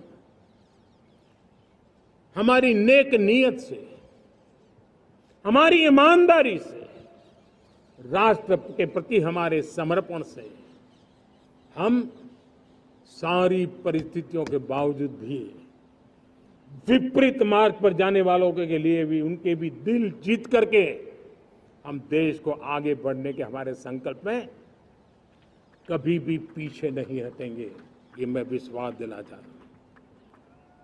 साथियों, चुनौतियां हैं, अनगिनत चुनौतियां हैं। चुनौतियां भीतर भी है, चुनौतियां बाहर भी है। और जैसे जैसे हम ताकतवर बनेंगे, जैसे जैसे हमारा तवज्जो बढ़ेगा, तो चुनौतियां भी बढ़ने वाली है, बाहर की चुनौतियां और बढ़ने वाली है। और मुझे उसका भली भांति अंदाज है, लेकिन मैं ऐसी शक्तियों को कहना चाहता हूं, भारत का विकास किसी के लिए संकट लेकर के नहीं आता। हम विश्व में समृद्ध थे, तब भी हमने कभी दुनिया को युद्ध में नहीं झोंका है। हम बुद्ध का देश है, युद्ध हमारी राह नहीं है। और इसलिए विश्व चिंतित न हो भारत के आगे बढ़ने से। मैं विश्व समुदाय को विश्वास दिलाता हूं कि आप भारत के संस्कारों को समझिए, भारत के हजारों साल के इतिहास को समझिए। आप हमें संकट मत मानिए, आप उन तरकीबों से न जुड़िए जिसके कारण पूरी मानव जात का कल्याण करने का सामर्थ्य जिस भूमि में है, उस भूमि को ज्यादा मेहनत करनी पड़े। लेकिन फिर भी मैं देशवासियों को कहना चाहता हूं, चुनौतियां कितनी ही क्यों न हो, चुनौती को चुनौती देना ये हिंदुस्तान की फितरत में है। न हम डिगेंगे, न हम थकेंगे, न हम रुकेंगे, न हम झुकेंगे। हम संकल्पों की पूर्ति के लिए 140 करोड़ देशवासियों का भाग्य बदलने के लिए, भाग्य सुनिश्चित करने के लिए, राष्ट्र के सपनों को साकार करने के लिए हम कोई कोर कसर नहीं छोड़ेंगे। हर बदनीयत वालों को हम हमारी नेक नीयत से जीतेंगे, ये मैं विश्वास देता हूं। मेरे प्यारे देशवासियों, समाज की मनोरचना में भी बदलाव कभी कभी बहुत बड़ी चुनौती का कारण बन जाता है। हमारा हर देशवासी भ्रष्टाचार की दिमक से परेशान रहा है। हर स्तर के भ्रष्टाचार ने सामान्य मानवीय का व्यवस्थाओं के प्रति विश्वास तोड़ दिया है। उसको अपनी योग्यता, क्षमता का प्रति अन्याय की जो गुस्सा होता है, वो राष्ट्र की प्रगति में नुकसान करता है। और इसलिए हमने व्यापक रूप से भ्रष्टाचार के खिलाफ एक जंग छेड़ा है। मैं जानता हूं इसकी कीमत मुझे चुकानी पड़ती है, मेरी प्रतिष्ठा को चुकानी पड़ती है, लेकिन राष्ट्र से बड़ी मेरी प्रतिष्ठा नहीं हो सकती है, राष्ट्र के सपनों से बड़ा मेरा सपना नहीं हो सकता। और इसलिए ईमानदारी के साथ भ्रष्टाचार के खिलाफ मेरी लड़ाई जारी रहेगी, तीव्र गति से जारी रहेगी और भ्रष्टाचारियों पर कार्रवाई जरूर होगी। मैं भ्रष्टाचारियों के लिए भय का वातावरण पैदा करना चाहता हूं, ताकि देश के सामान्य नागरिक को लूटने की जो परंपरा बनी है, उस परंपरा को मुझे रोकना है। लेकिन सबसे बड़ी नई चुनौती आई, भ्रष्टाचारियों से निपटना तो है ही, लेकिन समाज जीवन में उच्च स्तर पर एक जो परिवर्तन आया है, वो सबसे बड़ी चुनौती भी है और एक समाज के लिए सबसे बड़ी चिंता भी है। क्या कोई कल्पना कर सकता है कि मेरे ही देश में इतना महान संविधान हमारे पास होने के बावजूद भी कुछ ऐसे लोग निकल रहे हैं जो भ्रष्टाचार का महिमा मंडन कर रहे हैं, खुलेआम भ्रष्टाचार का जय जयकार कर रहे हैं। समाज में इस प्रकार के बीज बोने का जो प्रयास हो रहा है, भ्रष्टाचार का जो महिमा मंडन हो रहा है, भ्रष्टाचारियों की स्वीकार्यता बढ़ाने का जो निरंतर प्रयास चल रहा है, वो स्वस्थ समाज के लिए बहुत बड़ी चुनौती बन गया है। बहुत बड़ी चिंता का विषय बन गया है। भ्रष्टाचारियों के प्रति समाज में दूरी बनाए रखने से ही किसी भी भ्रष्टाचारी को उस रास्ते पर जाने से डर लगेगा। अगर उसका महिमा मंडन होगा तो जो आज भ्रष्टाचार नहीं करता है उसको भी लगता है कि ये तो समाज में प्रतिष्ठा का रंग बन जाता है, उस रास्ते में जाने में बुरा नहीं है। मेरे प्यारे देशवासियों, बांग्लादेश में जो कुछ भी हुआ है उसको लेकर पड़ोसी देश के नाते चिंता होना, मैं इसको समझ सकता हूं। मैं आशा करता हूं कि वहां पर हालात जल्द ही सामान्य होंगे। खास करके 140 करोड़ देशवासियों की चिंता कि वहां हिंदू, वहां के अल्पसंख्यक, उस समुदाय की सुरक्षा सुनिश्चित हो। भारत हमेशा चाहता है कि हमारे पड़ोसी देश सुख और शांति के मार्ग पर चले। शांति के प्रति हमारा कमिटमेंट है, हमारे संस्कार है। हम आने वाले दिनों में बांग्लादेश की विकास यात्रा में हमेशा हमारा शुभचिंतन ही रहेगा, क्योंकि हम मानव जाति की भलाई सोचने वाले लोग हैं। मेरे प्यारे देशवासियों, हमारे संविधान को 75 वर्ष हो रहे हैं। भारत के संविधान के 75 वर्ष की यात्रा देश को एक बनाना, देश को श्रेष्ठ बनाने में बहुत बड़ी भूमिका रही है। भारत के लोकतंत्र को मजबूती देने में हमारे देश के संविधान की बहुत बड़ी भूमिका रही। हमारे देश के दलित, पीड़ित, शोषित, वंचित को सुरक्षा देने का बहुत बड़ा काम हमारे संविधान ने किया है।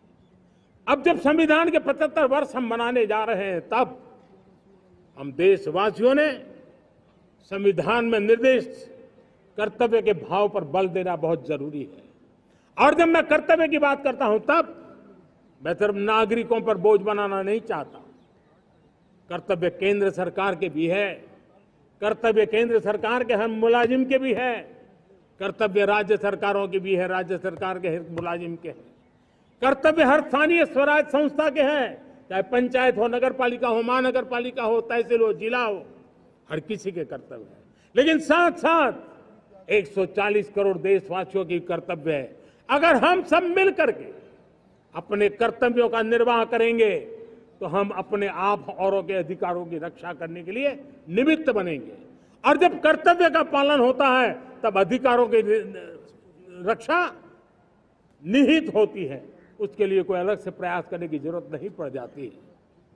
मैं चाहता हूं कि हमारे इस भाव को लेकर के हम चलेंगे, हमारा लोकतंत्र भी मजबूत होगा, हमारा सामर्थ्य और बढ़ेगा और हम एक नई शक्ति के साथ आगे बढ़ेंगे। मेरे प्यारे देशवासियों, हमारे देश में सुप्रीम कोर्ट ने बार बार यूनिफॉर्म सिविल कोड को लेकर जो चर्चा की है, अनेक बार आदेश दिए हैं, क्योंकि देश का एक बहुत बड़ा वर्ग मानता है और उसमें सच्चाई भी है कि जिस सिविल कोड को हम लेकर के जी रहे हैं, वो सिविल कोड सचमुच में तो एक प्रकार का कम्युनल सिविल कोड है, भेदभाव करने वाला सिविल कोड है। ऐसे सिविल कोड से जब संविधान के 75 वर्ष मना रहे हैं और संविधान की भावना भी जो हमें कहती है करने के लिए, देश की सुप्रीम कोर्ट भी हमें कहती है करने के लिए, और तब जो संविधान निर्माताओं का सपना था, उस सपने को पूरा करना हम सबका दायित्व है। और मैं मानता हूं इस गंभीर विषय पर देश में चर्चा हो, व्यापक चर्चा हो, हर कोई अपने विचारों को लेकर के आए और उन कानूनों को, जो कानून धर्म के आधार पर देश को बांटते, जो ऊंच नीच का कारण बन जाते हैं, ऐसे कानूनों को आधुनिक समाज में कोई स्थान नहीं हो सकता है। और इसलिए मैं तो कहूंगा, अब समय की मांग है कि देश में एक सेकुलर सिविल कोड हो। हमने कम्युनल सिविल कोड में 75 साल बिताए हैं। अब हमें सेक्युलर सिविल कोड की तरफ जाना होगा और तब जाकर के देश में धर्म के आधार पर जो भेदभाव हो रहे हैं, सामान्य नागरिक को जो दूरी महसूस होती है, उससे हमें मुक्ति मिलेगी। मेरे प्यारे देशवासियों, जब मैं देश में एक चिंता हमेशा कहता हूं, परिवारवाद, जातिवाद भारत के लोकतंत्र को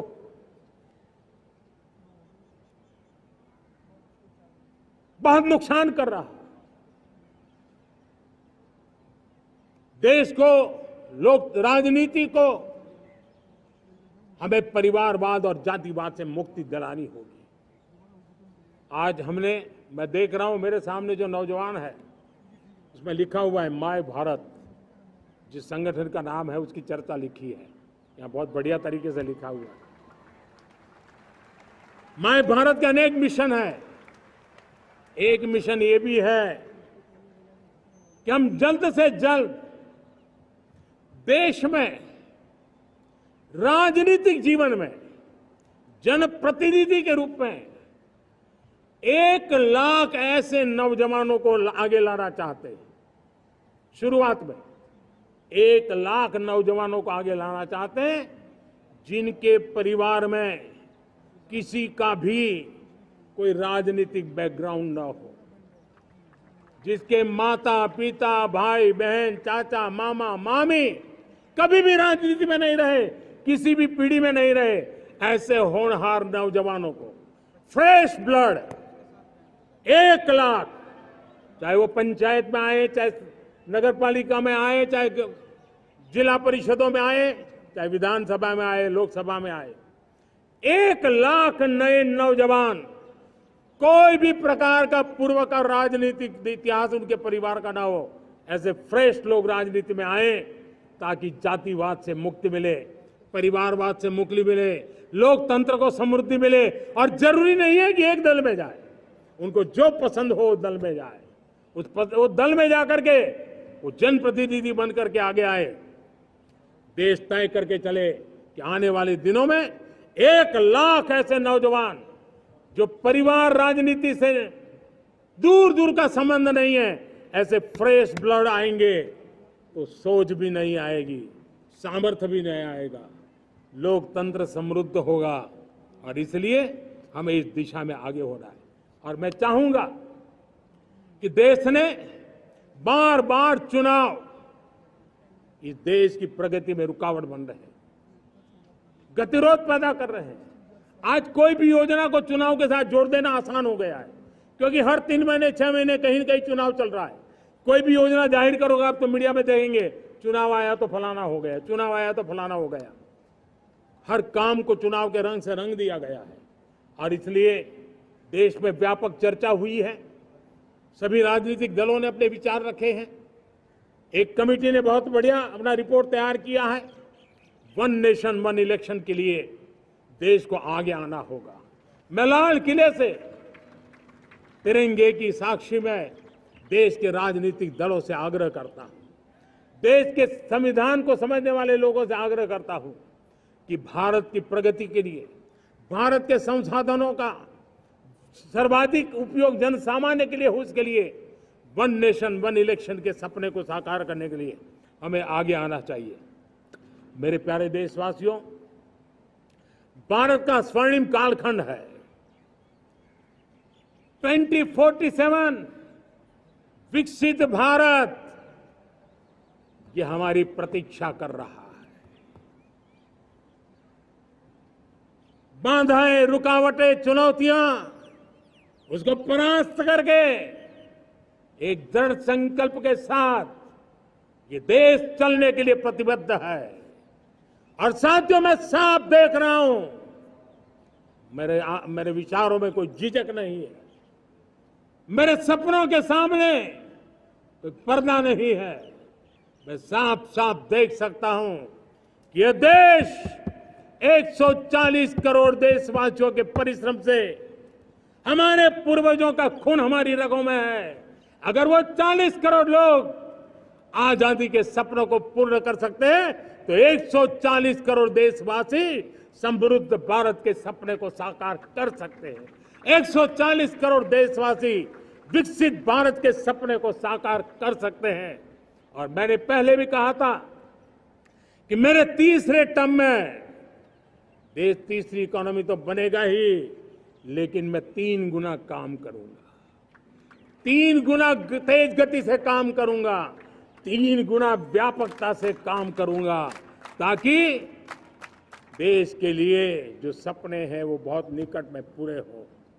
मेरा हर पल देश के लिए है, मेरा हर क्षण देश के लिए है, मेरा कण कण सिर्फ और सिर्फ मां भारती के लिए है। और इसलिए 24/7 और 2047 इस प्रतिबद्धता के साथ आइए, मैं देशवासियों का आह्वान करता हूं।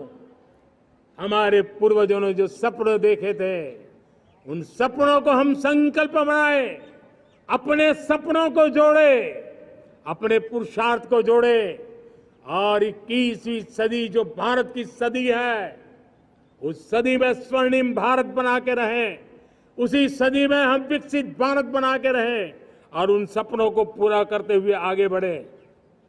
और स्वतंत्र भारत 75 साल की यात्रा के बाद एक नए मुकाम पर बढ़ रहा है, तब हम कोई कोर कसर न छोड़े। और मैं आपको विश्वास दिलाता हूं, आपने मुझे जो दायित्व दिया है, मैं कोई कोर कसर नहीं छोड़ूंगा। मैं मेहनत में कभी पीछे नहीं रहूंगा, मैं साहस में कभी कतराता नहीं हूं, मैं चुनौतियों से कभी टकराते से डरता नहीं हूं। क्यों? क्योंकि मैं आपके लिए जीता हूं, मैं आपके भविष्य के लिए जीता हूं, मैं आप भारत माता के उज्जवल भविष्य के लिए जी रहा हूं। और उस सपनों को पूरा करने के लिए आज राष्ट्र ध्वज के छाया में, तिरंगे की छाया में दृढ़ संकल्प के साथ हम आगे बढ़े। इसी के साथ मेरे साथ बोलिए, भारत माता की, भारत माता की, भारत माता की, वंदे वंदे वंदे वंदे। जय हिंद, जय हिंद, जय